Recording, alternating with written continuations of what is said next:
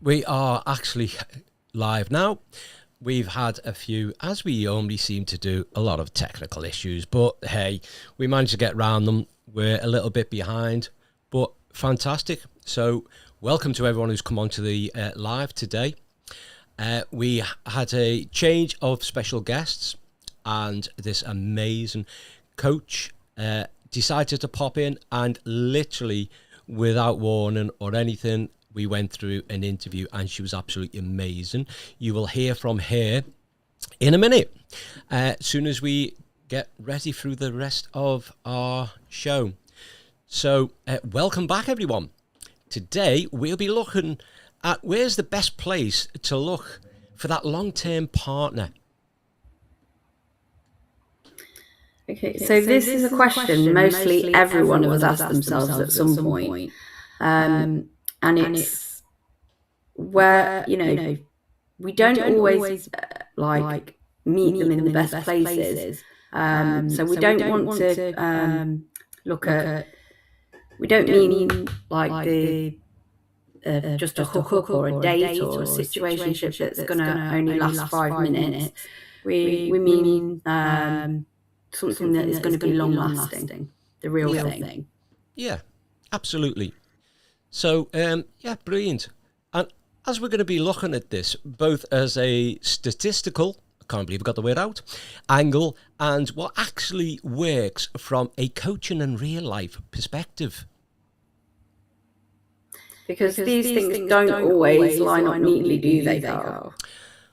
Not at all. So some of the most common places to meet people are not necessarily the best places to meet and build something meaningful, and vice versa. So what does the data say? Let's have a look. So over the last decade, the biggest shift has been towards online dating, which Stanford and other research groups show that 40% of the heterosexual couples met online. Okay, so I mean that's kind of wild, as back in the early 2000s it was only 10%.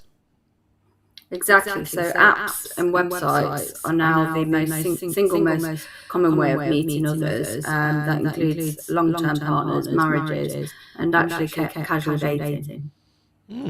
But here's where it gets interesting. Just because it's common doesn't mean it's effective for everybody. No, I think it's a huge point from a coaching perspective to explore. Yeah.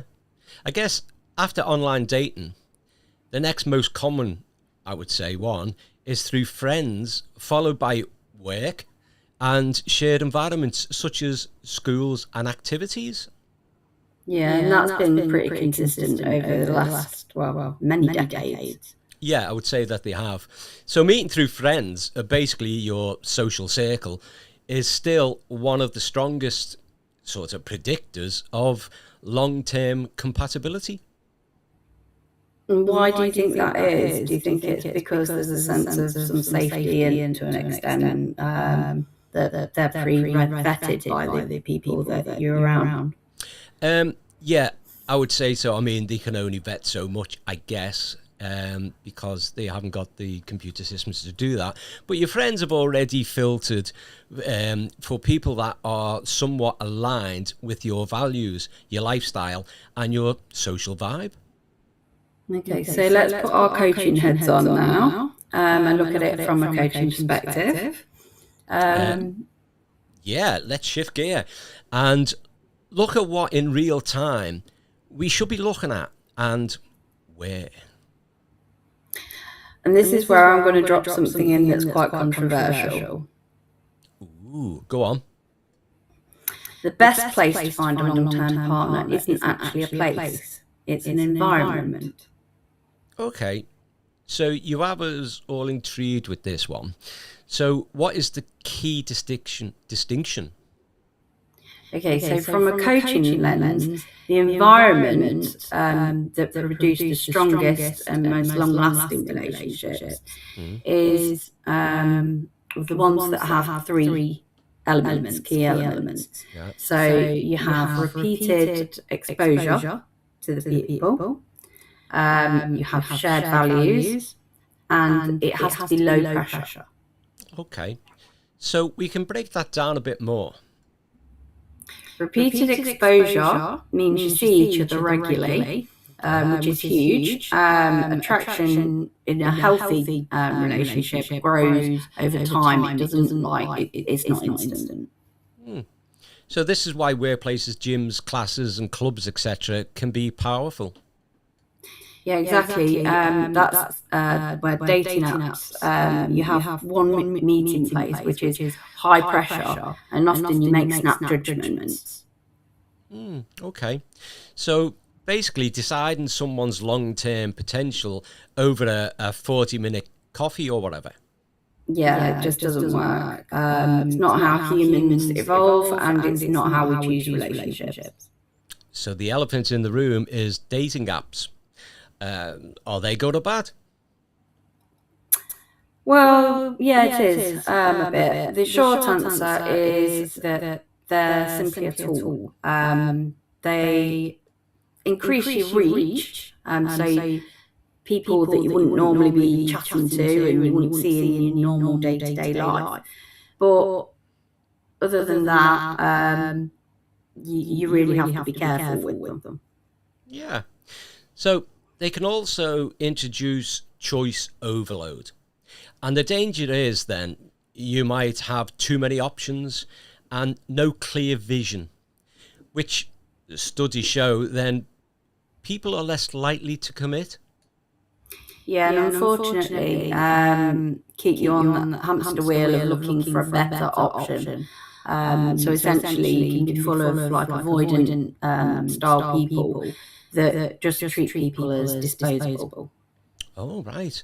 So it creates what many psychologists may name as the paradox of choice.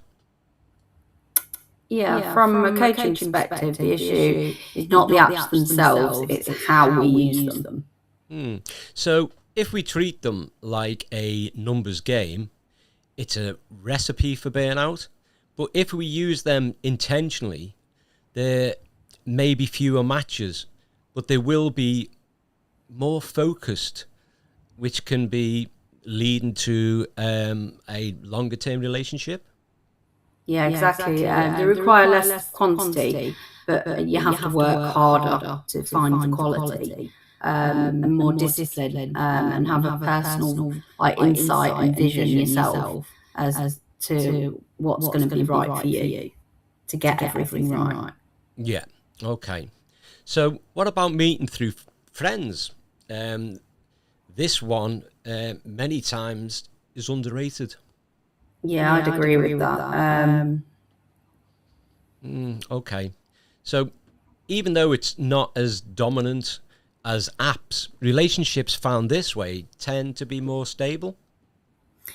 Yeah, because entering into it like that, you've got context already.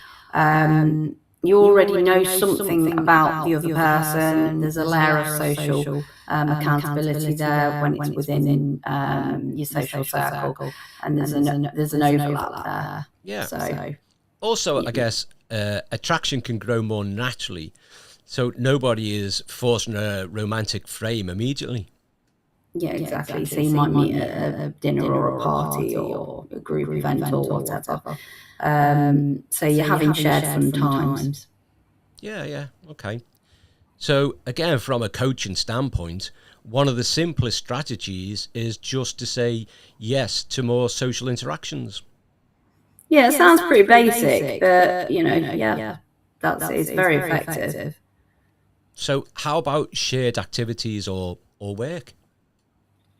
This is where again it's interesting because workplaces used to be one of the top rated places to meet people, but now it's with more caution than that. Okay. So what do you think changed? I mean, they're still in the category, but with more caution? Yeah. I think it's because it's like due to professional boundaries being in place, basically. But underneath that, you've still got the proximity, the shared goals, the building of connections. So the same applies to hobbies and fitness and classes, etc. It's all the same, basically. So these environments are seen as gold from a coaching perspective.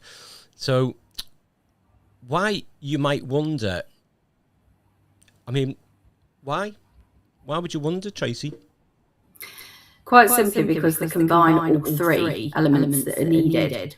So the repeated exposure, the shared values, and the low pressure interaction. In short, you can build something that's really truly special and built to last at the end of the day. Yeah, absolutely. So, so I guess you're not there just to find a relationship. You're there because you already are interested in the activity, which is definitely helpful. And so it's something to share.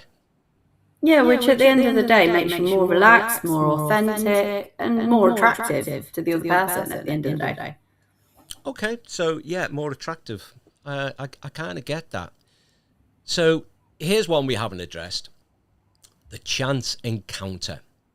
So we must talk about bars and clubs. Yeah, let's have a look at that. Okay, well, they are often seen as the classic meeting place. I'm sure we've all been there. And I don't think I'll go there anymore, but statistically, they are not where most long-term relationships start. No, that's because they are high noise and only focused on immediate gratification. You only really go there, you wanting the one thing, you go there with the intent to meet somebody and, do the hookup thing, and that's that. Instant, and then it's gone in the next second. So does that mean it's impossible? No, I wouldn't say it's impossible, but it's just that you're less likely to build something that's going to last. Yeah, I can see that. So from a coaching angle, we would say that the environment is the issue, quick judgment and surface level interaction. Yeah, and if you compare that to somewhere like a hiking or book club or something that's very different and dynamic, you're going to get a better connection in those places. So that said, chance encounters can happen anywhere: cafes, supermarkets, transport, literally anywhere. Yeah, but you can't rely on randomness if you're going to have a strategy for meeting somebody. You're just not going to be able to rely on it. Yeah, okay. So if the aim is to increase probability of successfully finding a partner, that's the way to go. Yeah.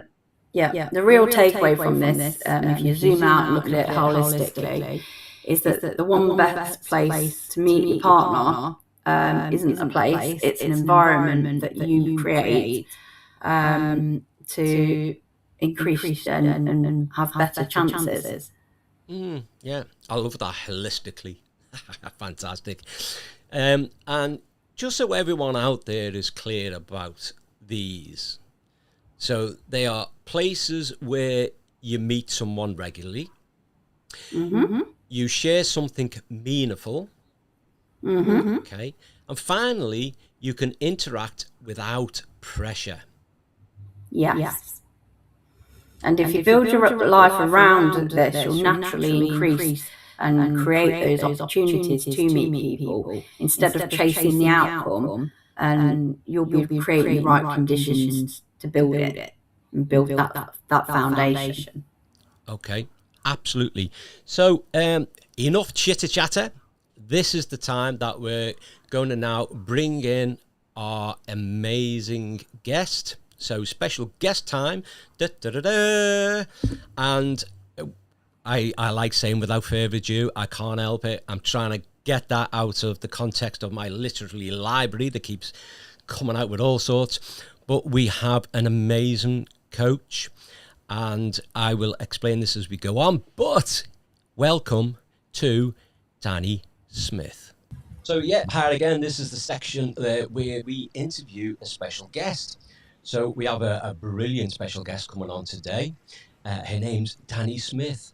Now, Danny Smith, her specialised area, as well as being a life coach, and her interest in NLP and things even further and wide to that we haven't got enough time in life to discuss. But her main favour is towards really deep transformational coaching, right? Really getting in there. So without further ado, let's introduce Danny Smith. Hello. Hi, Danny. How you doing? I'm good, thank you. How are you guys? Do you know what? I'm all right. As usual. So let's kick it off, right? So first thing I'll say is, Danny, we know so little about people. So, I mean, I gave you a little bit of an introduction there, and I probably missed out so much about you and your life and your interest, your coaching and, transformational deep coaching. Sounds absolutely amazing. So if you can just give us a quick heads up on what it is about this transformational side that you find so interesting. I would say because I was a life coach client myself a few years ago, because I needed some healing, the way that my coach did it changed me so deeply and so profoundly that I felt so inspired to want to do it for other people because of the impact and the difference that it makes for people. Like, it changes you on such a cellular level. And just you feel like a different person afterwards. And it's like, say you're a tree and you are completely ripping out the root. I'm a tree.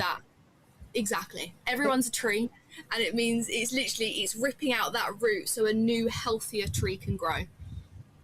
And that's like the premise of what I do and what I love to do. So today, right, and what we're going to talk about is we're going to talk about, where are the best places to meet partners? Okay, so I know that, before anyone's going, oh, this, that, and the other, and you're already in a relationship. So by all means, you can bring into how you met your partner and whether it relates to that was the best place or not. So feel free to. So, in your view, what would you say a good place actually means? I think a good place means it's not just like a location, but it's also how you are in yourself, because you have to be in a good place within yourself in order to meet a partner and sustain a relationship and to have a relationship in a healthy way. Because you can meet partners left, right, and center, but the difference is actually creating a sustainable, healthy relationship. And you're not going to do that until you're in a good place in yourself. Yeah. And exactly, because you can meet them anywhere. You could literally bump into them on the street. You could meet them at the supermarket. You could meet them at a party. In my case, I met my partner because we were friends for 6 years, which personally, I think, it's probably one of the best ones, is to be friends with someone before. But it wasn't until I had done the work that I needed to do in order to be able to sustain a relationship that it then actually came in for me. Wow. Absolutely. I think you just answered about 6 other questions we were going to ask. I'm going to pass you over to Tracy.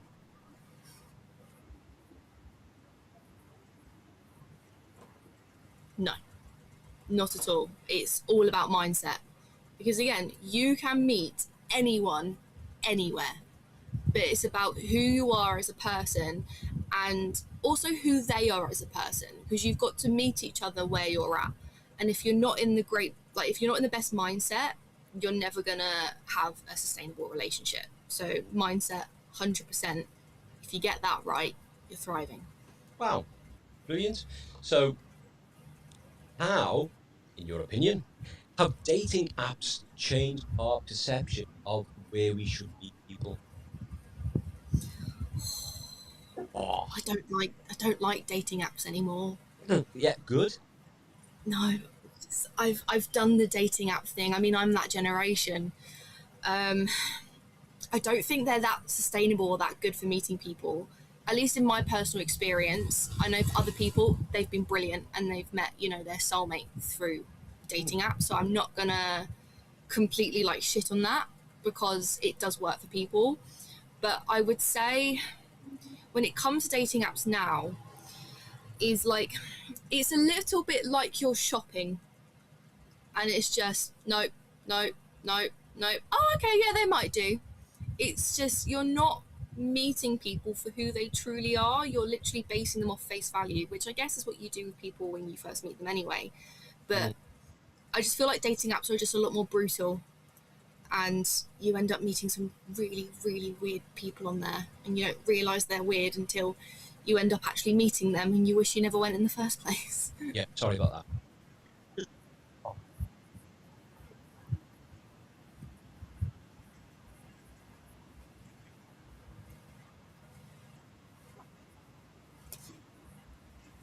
Yes, there is a hell of a lot more people like that than I would say people that want to actually be in a relationship.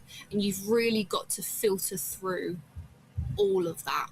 Because again, when it comes to people with those avoidant personalities, is they will start off sounding like they are the best person in the world and that they are exactly what you want. And then the second they get what they want, they leave. So then you end up getting hurt.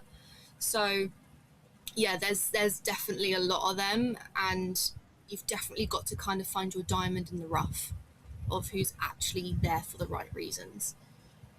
Mm.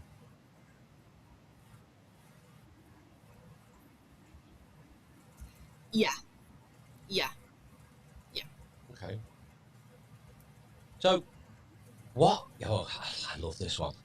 So, what are some of the underrated places to meet people where meaningful connections tend to happen? Oh, that's a good question. Yeah, I mean, to me, an underrated place will probably be somewhere like the cinema. You know, I was just thinking that. yeah, and people are like, oh, I'd never meet anyone in the cinema, and you say you'd be surprised because the first thing is that you've both got the same interest. Because if you're both Yeah. there, you like the same kind of film or whatever. So, what do you think? Yeah, I mean, maybe the most, underrated, weirdest place you could think of is say that you run into someone at like McDonald's or something. Well, yeah, I mean, you never know. Again, you can meet anyone anywhere. Yeah, yeah.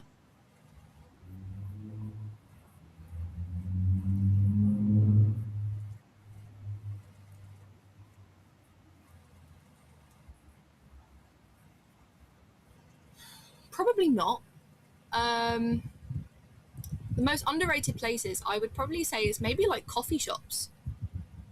A lot of people go there, at least by themselves, where to do, business or to just kind of get out of the house, have a change of scenery. Mhm. And I think that those are relatively safe places as well. And you can build a lot of great connections with people in kind of those kind of spaces. So yeah, I would probably say, coffee shops. Um, I mean, if you have any clubs, I mean, if you go to the gym, I know a lot of people that have met, their partners through the gym. If you do any classes or any kind of sport, you can meet people that way. Um, this probably isn't a great one, but I've definitely met previous relationships through working together, which I did create a sustainable relationship from that because we were together 4.5 years. So it is possible for those kind of things. It's not so much a hobby, it's more so, the in common is you're there to pay bills. But yeah, I mean, hobbies, if you're going to classes, if you're going to the same things, the gym, things like that, you can easily meet other people and you've already got that kind of common interest. Yeah, yeah,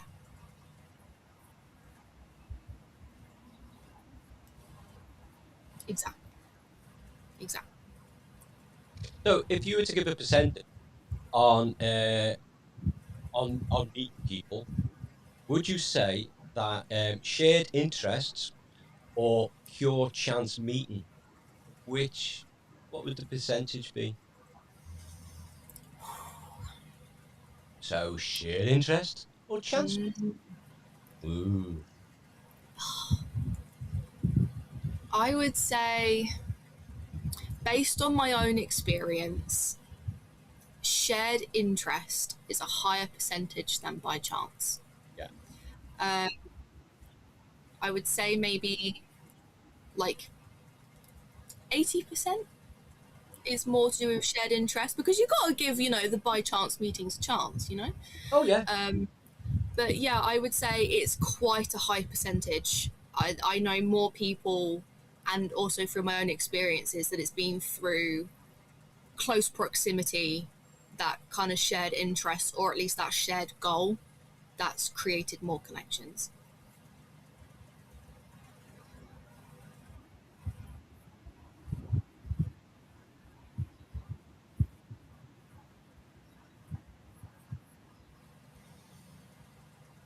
Hmm.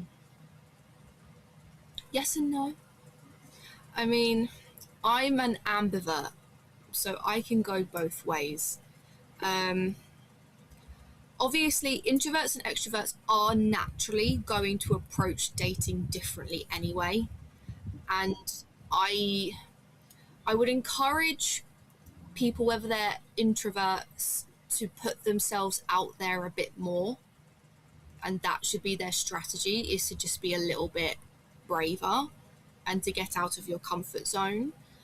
But then on the other end of the spectrum with extroverts, I would encourage them to maybe slow down a little bit and just be a little bit more aware of the room and aware of who's there. You don't have to be the center of attention all the time, especially if you're trying to find a partner. Just it's being a bit more mindful. So I would say when it comes to dating, introverts could learn something from extroverts and extroverts could learn something from introverts, Wow. and then eventually meet in the middle. And what are you? An Amber? That's well, that's pretty cool. So, how can someone? Do you know what? You've got some absolutely amazing answers. So, how can someone choose an environment to meet someone that aligns with their personality rather than forcing themselves into another situation? Well, at the end of the day, you ultimately do want to find a partner that has some kind of common interest with you. So going into those spaces that you already love will give you a higher chance of meeting someone that has that shared interest. Yeah. So for example, with me, I'm a very spiritual person. I love to attend like spiritual gatherings and meditations and stuff. Yeah. If I wanted to find a partner now, I would feel more inclined to go to those kind of spaces where it's like mixed genders, to find someone that has that clear common interest that also means a lot to me. I would enter spaces that you're interested in, but they mean a lot to you. Because again, you can have some shared interests, and if they don't have the shared interest, like, oh yeah, that's fine, we're opposites.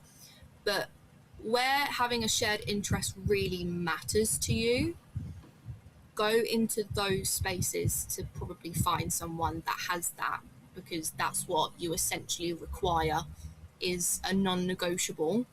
And I guess it kind of takes the whole, like, you meet them, get to know them, and then you find out you like it.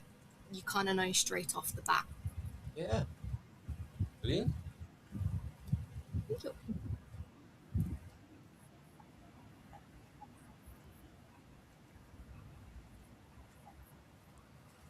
What places? I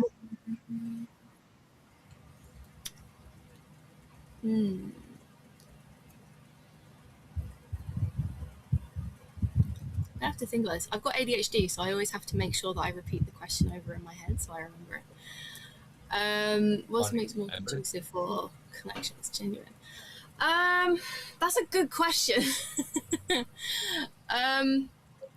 environment? I would say it's got to be. I wouldn't exactly advise environments like clubbing that you're going to find genuine connections. Also, like pubs, you will get someone. You can get the off chance that you do meet like your soulmate through that. I would say environments like that where there is the kind of motion, predetermined motion that you may meet someone and it's usually for the essence of sleeping with them, I don't think you're likely going to find a genuine connection.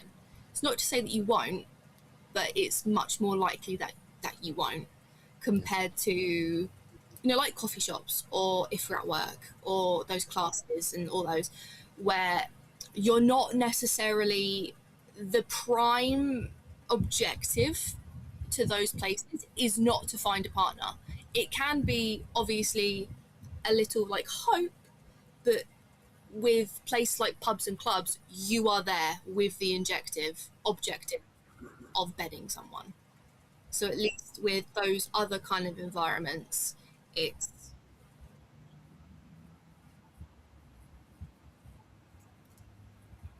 yeah, yeah,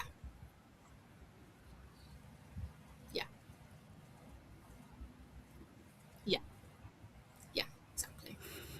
So, do you think it's easier to meet someone when you're alone or with friends? I would say with friends.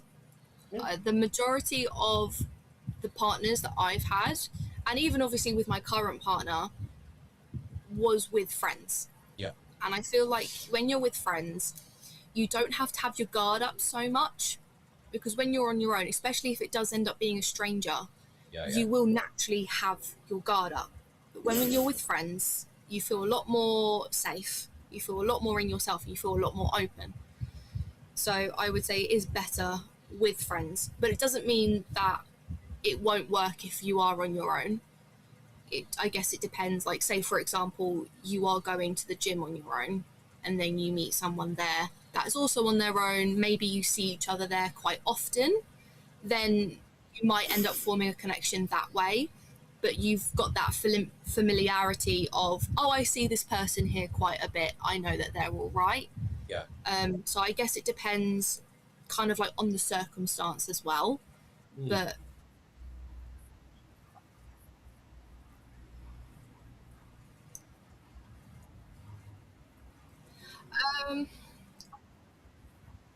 yeah, whether it's pre-vetted because say you're meeting friends of a friend or this big friendship group and all that, there's that vetting there already.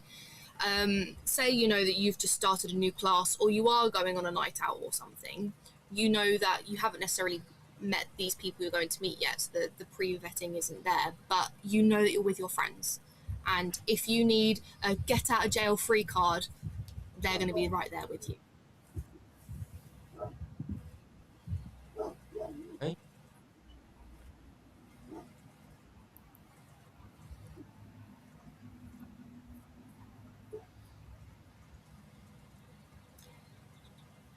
Honestly, I think it does come down to mindset, because you can meet anyone anywhere, and it can also be that you've already met them and you're not really looking. I think it does come down to mindset, honestly, because when you have that belief of, I can't meet anyone anywhere, it's just never going to work for me, your brain will look for evidence of that. So because it's looking for that evidence, it's going to find the evidence of, well, I can't meet anyone anywhere. The truth is, you can. It just comes down to having an open mind and just not being so harsh on yourself. Like, it will happen when it happens. And at least in my case, it was happening in front of me and I didn't even realise. It's just, it does come down to mindset. And if you're open and you don't put so much pressure on yourself, you're going to be so much more likely of finding someone. And if you are so convinced that you're never going to meet anyone and there's no place to find them, chances are you won't, because you're not letting yourself actually see it. You're blocking your own way. So you can meet anyone, anytime, anywhere. That sounds like a quote from Wild Success. It does. Exactly. You can use it in relationships too. You can find someone, anyone, anywhere, at any time. Absolutely. So I was going to say, what do you think the most common mistakes that people make when trying to meet partners in real life? I would say it's putting too much pressure on the potential of a relationship. Because whether you're meeting someone from, a dating site, or you've met them through like a common hobby or anything like that, and you're going on your first meeting, there is so much pressure to find out all these things about them to see if they're compatible with you. And I've definitely been a victim to this, where I've gone out and met people and instantly written them off. But that is so detrimental, because you're not going to really find anything if you're doing that, and you're being so hard on it. Because by being so hard on, being so focused on finding the right person, you are blocking the potential of actually building a genuine connection. So yeah, I would say you're being too hard on yourself, but you're also being too hard on the other person to meet your requirements, and you don't even know them yet. Yes. Yeah.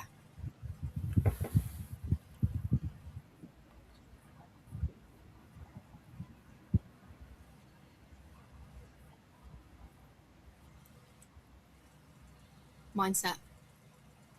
All comes down to mindset. That was the biggest game changer for me. It is, get yourself right. And it can just be a small thing of learning to, I guess this isn't a small thing, it's a big thing, but you can use small actions, and it's learning to love yourself. And it could just be that you look in the mirror and you don't say horrible things about yourself. Or it could be that you just, it's so hard to do, but something like that makes a massive difference to your confidence. And confidence is something that really attracts a partner. If you're just a soppy mess all the time, you're not going to attract anyone. But if you can come with a bit of confidence, and even if it's a fake it till you make it, it does make a difference. And it can even just be that you just take a little bit more care of yourself. Like whenever you have like a bath or a shower, maybe you wash your hair just an extra time, or maybe you shave, or you do something that makes you feel nice. You've got to start from the inside in order for it to be reflected outwardly. So I would say, yeah, the small thing, but the most beneficial thing in the world that you can do is your mindset, and actually learning to love yourself. Because no one's going to love you if you don't love yourself. No. So you'll be glad to hear that is our questions, right? Okay. We are very time bound, so which is absolutely fantastic. I love some of your answers; are amazing. Well done. It's been an absolute privilege having you on. Would you like to add anything before we say our goodbyes? I'd just like to say thank you for having me. I've had fun. And if anyone wants to, have some really, really deep transformational coaching, hit me up. Yeah, so we will definitely be putting some of your contact details at the end of the podcast and that. So if you wish and you want to send me your details that you want advertising, then we'll certainly put that on there for you. Great. Yeah, Thank you for having me. been a star. It's great. So everybody, there you go, Danny Smith. What an absolutely amazing person and an amazing coach. And we'll see you soon. Bye, Danny. Thanks, guys. Bye.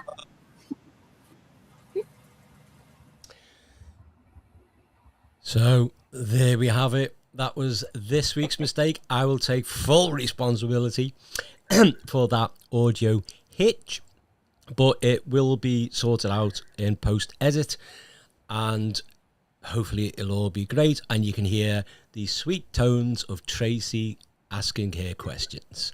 I should have maybe shouted out and say, Tracy, do a voiceover. Ask the questions again. And watch your lip sync, see how good you are at it. So, anyway, firstly, this is a section that we have changed slightly. And what we're going to do now is we're going to get into some lyrics of a song. Now, I'm going to say the lyrics, and I'm going to say it as difficultly as possible, because it's hard to say lyrics without the tune coming into your head and suddenly you rattle it off like it's the song. But I'm going to give you some lyrics, and what I want people to do is listen to them, and if you think that you know what the song is, then send a message in, call us, text us, or whatever you want to, and we will randomly pick the first winner of the show and contact you to forward you a prize. So start getting your fingers going. Is everyone ready? So here we go. Listen in. Tell me something, girl. Are you happy in this modern world? Or do you need more? Is there something else that you're searching for? I'm falling. In all the good times, I find myself longing for change, and in the bad times, I fear myself. So tell me something, boy. Are you tired of trying to fill that void? Or do you need more? Ain't it hard keeping it so hardcore? I'm falling. In all the good times, I find myself longing for change. And in the bad times, I fear myself. I'm off the deep end. Watch as I dive in. I'll never meet the ground, crashing through the surface where they can't hurt us. So, what do you think of that? So, without saying the name of the song, Tracy, and we see that it's a love song. Yeah. So, at its core, it is confusing and it's comment on modern life. So, what would psychology say about this? So it's basically it's a song about vulnerability, self-doubt, and fear of staying stuck in the same situation. The opening is the question is being about are you happy in the modern world, basically, or are you searching for something else? It refers to a person noticing that their normal success in the day-to-day life or routine hasn't brought them the fulfillment that they are looking for, and it's really a comment on emotional honesty. The line about being off the deep end, it captures from a psychological perspective the idea of taking a leap, doing something that is personally risky for that person, but at the same time where there's hope and fear that's existing at the same time because they want change. From a coaching perspective, it's powerful as it reflects that there's a real growth pattern there. People often don't transform when they're ready. They transform when they become more afraid of being stuck in the same situation than they are of taking that leap and doing the change. There's also a strong theme throughout the song of attachment and safety. The lyrics suggest that both characters want connection that allows them to feel seen and heard without fear and judgment of being hurt, basically. And it aligns with the concept of secure relationships and helping people regulate their emotions and having a sense of self, which in turn sees the song not just referring to romance, but also knowing themselves better. Okay. So what would sociology say? Oh, sociology would say the song is a critique of surface level modern life, asking if people are trapped by their roles, their expectations, and the performances that people have to put on rather than a genuine connection. So this resonates with a broader cultural feeling that life can become very busy, but emotionally it's empty. The song also refers to how society judges differently depending on status, image, and people's roles. Audiences often connect to the song beyond a romance or romantic plot to share frustration with what life often reduces us to, right? Squashes us down.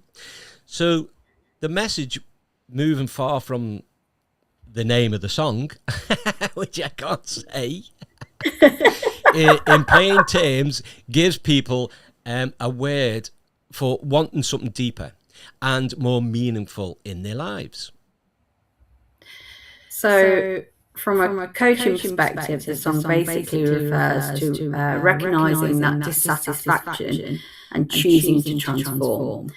To grow, the characters don't pretend that everything is fine, and they name the void. They name that there is fear and there's a desire for change.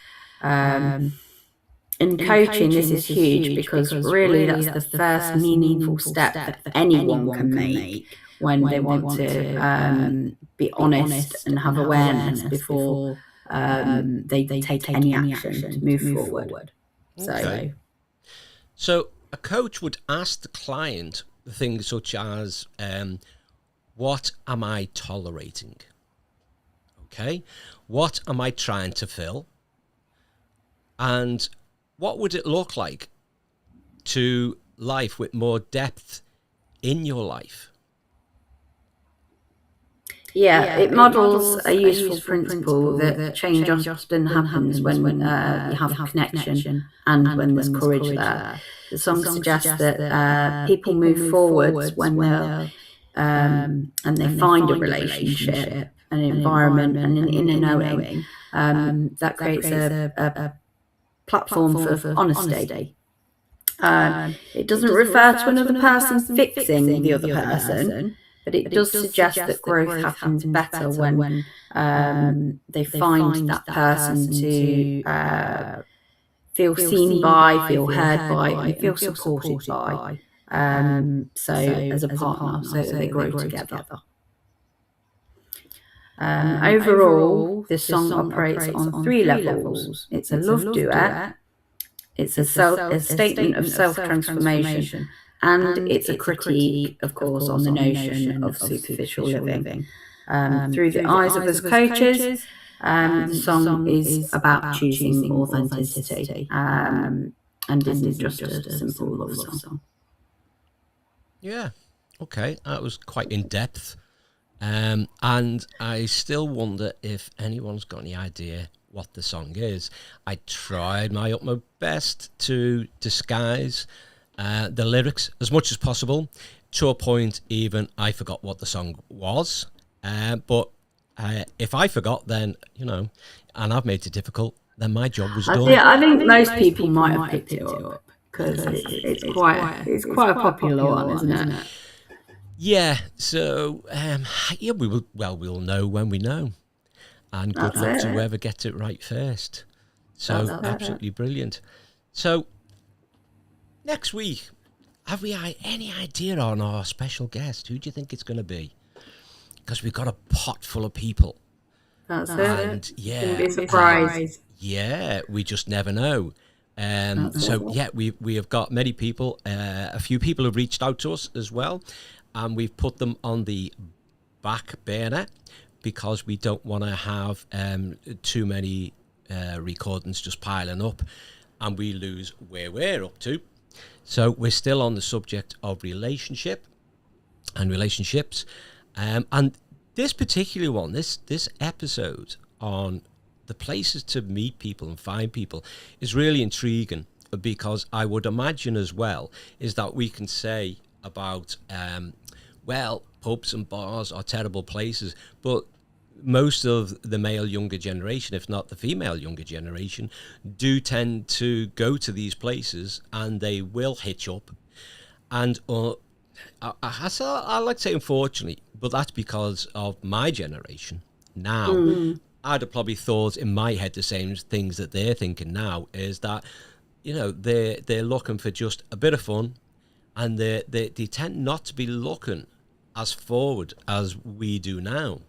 In the respective relationship.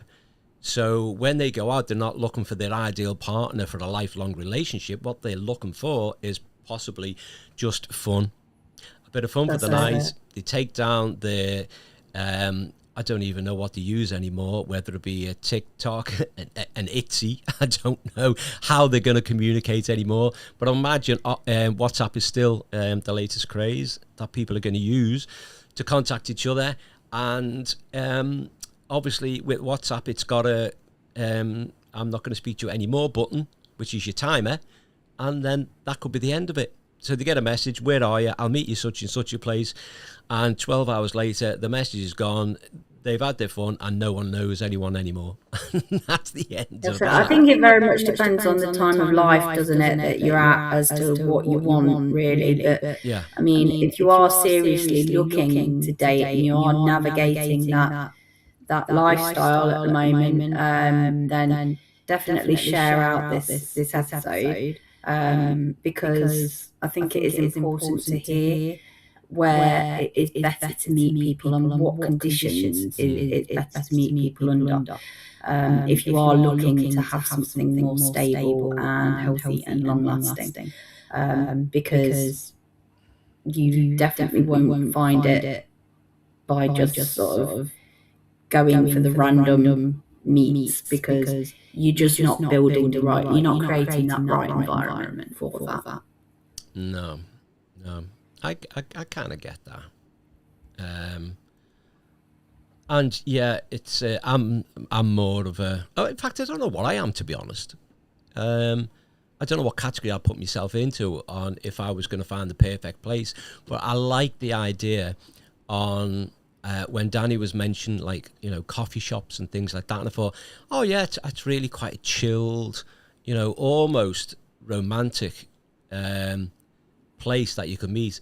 But on the same time, when I was thinking about coffee shops, for some reason I had that funny little chain of coffee shops that really sell them £1 pasties and things, and I thought that's not going to be the place. It's got to be a bit more upper class to meet. I don't know. I don't think it really matters about it depends on the person about where they want to date you or whatever. Because don't forget, it's not really about the place that you go and you have your dates or whatever. It's about the company and about what you've got in common and what you can talk about and how much fun you can have together, and how you talk together, how it flows together, how you bounce off each other. If you've not got that connection, then it doesn't matter where you are. You're just not going to have it. I mean, it might build over time, but there's got to be something that connects you. And if you haven't got that, then you're not going to have a foundation to build on. Yeah. And I guess where Danny was saying that she met her partner while they were friends for, 6 years? Mm-hmm. 6 years and she wasn't aware that it was building. She wasn't aware that it was happening because it was happening so slowly. Well, I think 6 years is pretty slow, yeah. And hats off for that going that long and then realising, somewhere down the line that, oh my God, this could actually be something. And do you know what? I personally, I would have thought to myself that after 12 months of a friendship with somebody, that it's not going to go anywhere, this. And I guess you wouldn't even be looking at that as well. It'll just be your mates, and that would be going on in your head all the time. And your presumption will be that would be going on in their head all the time, that there's never anything there. But not necessarily. My question is, which one buckled first? Who let the cat out the bag? That's it. Danny, you'll have to tell us which one of you interrogate. Yeah. Which of you failed the friendship circle and just went out there and said, maybe this could go a little bit further. So, was it you or was it him? Okay. That's it. So, go on. I just think that there's probably signs, but it's whether like the other person picks up on it or whether they're like, I don't know, open to it. It's all about openness, isn't it? I think the problem is, and I guess in my belief, it's usually blokes, they read the signals wrong. So we might be getting the right signals, but interpreting them into something completely different. And then obviously because your mind is already set on, well, we're just mates, so that can't mean that. That's just me creating something that doesn't exist. But it's existing, it's growing. And you're still looking and thinking, no, I'm looking into that too much, I'm looking at that wrong. And then the other person's going, oh my God, can I not make it any more obvious? Yeah. No. And I think mainly because we're afraid, especially in a friendship that's been that long, to say, I recognize that signal. So you turn around and then you reciprocate, and the fear is that you did read it wrong, and they go, what are you on about? You like me brother, you like me sister, and you're thinking, wow, that went south very quickly. And then obviously at that point, all them thoughts go well out your head. But like I say, I think the biggest thing in anything, including relationships, is the communication, and clear communication, because we are too easy at making it hard. And just things like you say, if you're interested in someone, and instead of giving it a day or two, or even if you're that spontaneous, you go, listen, I quite like you, so do you want to go to the next level? Do you want to take the next step? Into our relationship, becoming more solid and more us kind of thing. And who should it be? Should it be the male or the female? This is a bit controversial as well. So, okay, the argument in my view, it should be, this is a personal thing, but I think many people might go with it, is that the male should be the leader in the relationship. Yeah, okay. I'm sure there's a lot of bra burners out there that will probably say no. Possibly. But I am saying, I'm holding my hands up and saying personal choice. Yes, absolutely. But I do understand that. It's like their role to be provider, protector kind of thing. Yeah. So there's still a lot of ladies out there that prefer the man to do the first step. They prefer the man to open the door. They prefer the man to pay the bill. And I don't really see anything wrong with that. But as long as you don't, I'm in the not- same sentence, start saying, yeah, but I want this, and you don't need to do that or whatever. But then if you're prepared to wash the dish at the same time, oh God, someone's going to send me some hate mail on that. So I'll clarify that I actually do all the dishes in this household. Well, actually, I'll rephrase that. Right, I put the dishes in the machine that does all the dishes in this household. So there you go. I think, to be honest, in every relationship, you have to form a sort of like an unwritten bond between you about who does what. You know, it's kind of as long as it's a partnership and you kind of you are 50-50 in it's not all on one person. Then yeah. You can work. Absolutely. And in everything, whether it be work, whether you're business partners or whether you're in a relationship, the word compromise will come up without a shadow of a doubt, and everyone needs to compromise. That's right. As long as it's not the bloke. And it's also about seeing if there's any problems there. It's a problem that is the problem, not the people. The problem's the in the problem, not the relationship. people. Who brought the problem to the table? Because there's sometimes like in relationships where it can go wrong, where this is looking from it as a divorce coach. You can just people find it too easy to sort of fight against each other. You did this, you did that, blah blah blah. Rather than seeing the issue as the issue that they both need to combat together. So you're always a team. Yeah. This is the problem that we're up against. What should we do about it? Do you know what I'm saying? Yes, I do. Even if I didn't, I would say yes, I do, because I was taught very early in life never disagree with a woman. So, and that's why I've survived so long. But yeah, I do. I get that. And sometimes if you're quite strong in your head, it's difficult to go through compromise. It's my way or the highway.